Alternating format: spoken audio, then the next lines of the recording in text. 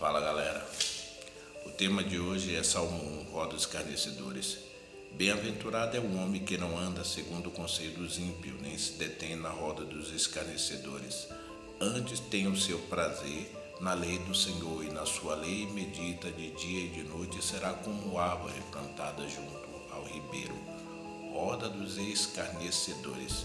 Essa é uma passagem que ela é super distorcida. Primeiro porque algumas pessoas, ela ensina que essas rodas dos escarnecedores seria aquele grupo de amigos seu que você tem e que de repente, antes de você se tornar evangélico, sei lá, ou católico, e de repente você tinha aqueles amigos com quem você contava, mas você não pode mais parar para trocar uma ideia com ele. Por quê? Porque alguém disse que aquilo é a roda dos escarnecedores. Não é verdade. Em Israel, antigamente, quando o rabino ele ensinava, ele ficava no centro da sinagoga e ao redor dele ficava um monte de pessoas que sentava e ele, o rabino, ficava em pé ensinando. O que acontece? O primeiro livro, ou o primeiro vídeo que eu gravei aqui era um vídeo falando sobre dois mestres. Jesus, o mestre vindo da parte de Deus, e falei também sobre um mestre vindo da parte dos homens, que representa Nicodemos. Nicodemos ele era fariseu. Aí o que acontece? Todo religioso, todas as pessoas que não conseguem compreender a dimensão de Deus, ela não tem como ensinar. E eu vou ler um texto daqui a pouco e provar que não pode. O que acontece? Então, quando Nicodemos estava ensinando, o que ele fazia? Pegava algo espiritual e ele ia trazer de forma carnal, ou seja, escarnecer, é transformar algo espiritual em algo carnal. Isso é escarnecer. E é engraçado que a Bíblia fala que não anda segundo o conselho do ímpio. A palavra ímpio vem da palavra impiedade, aquele que não tem misericórdia. Quer um exemplo? Jesus um dia estava ensinando e de repente Jesus começa a escrever na areia.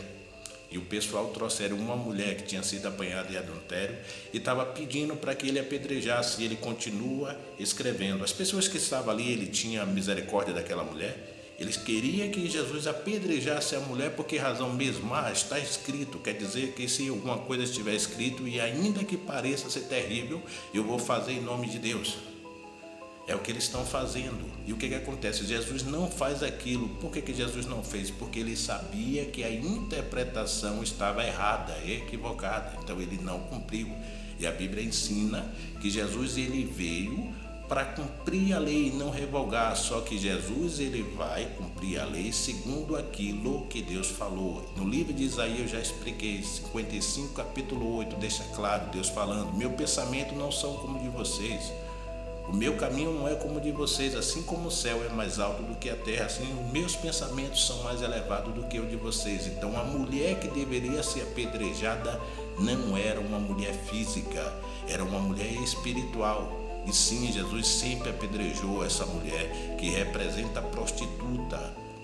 Cristo está lidando com coisas espirituais. Então, quando se fala sobre a questão da prostituta, no livro de Apocalipse ou de Bezorá, o livro da Revelação, a meretriz lá é a falsa igreja, gente.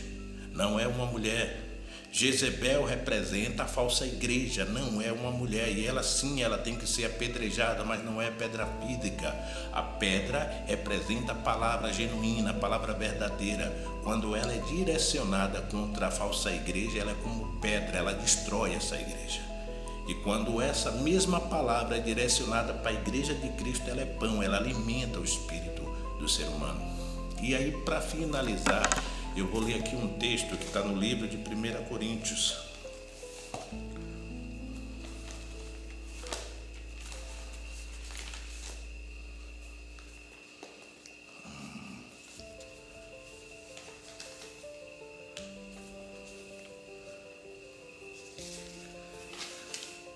(11 ao 16), eu vou ler para você entender.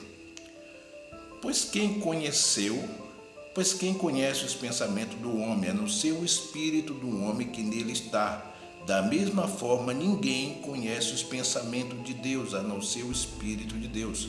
Nós, porém, não recebemos espírito do mundo, mas espírito procedente de Deus, para que entendamos as coisas que Deus nos tem dado gratuitamente. Dela também falamos, não com palavra ensinada pela sabedoria humana, mas com toda a palavra ensinada pelo Espírito, interpretando verdades espirituais para que são espirituais. Quem não tem o Espírito não aceita coisa que vem do Espírito de Deus, pois lhes são loucura, e não é capaz de entendê-la, porque elas não se discernem, elas são discernidas espiritualmente. Mas quem é espiritual discerne todas as coisas, e ele mesmo por ninguém é discernido, pois quem conheceu a mente do Senhor para que possa instruí-lo? Nós, porém, temos a mente de Cristo. Já falei em Efésios 5, capítulo 23, ou 3, 23, que está dizendo o seguinte, que Cristo ele é o cabeça e nós somos o corpo, ou seja, Cristo é quem instrui. A igreja faz isso e a igreja faz, a igreja executa, é simples assim. Ali, como eu sempre falo, se vocês guardarem isso na mente de vocês, existem dois evangelhos. O evangelho de Cristo, que vem da parte de Deus, e o evangelho dos homens, que vem das religiões. Nicodemos é uma representação perfeita ali, aquele encontro. Ali é literalmente Deus colocando diante de vocês bênção, que representa Jesus, e colocando a maldição, que representa o evangelho que é pregado pelos homens, que não entende a mente de Deus, mas costuma fazer. Por esse homem, aquela mulher seria apedrejada, seria mais uma vítima. Felizmente, Jesus estava lá para mudar a sorte dela. Valeu, forte abraço, fica com Deus, até a próxima.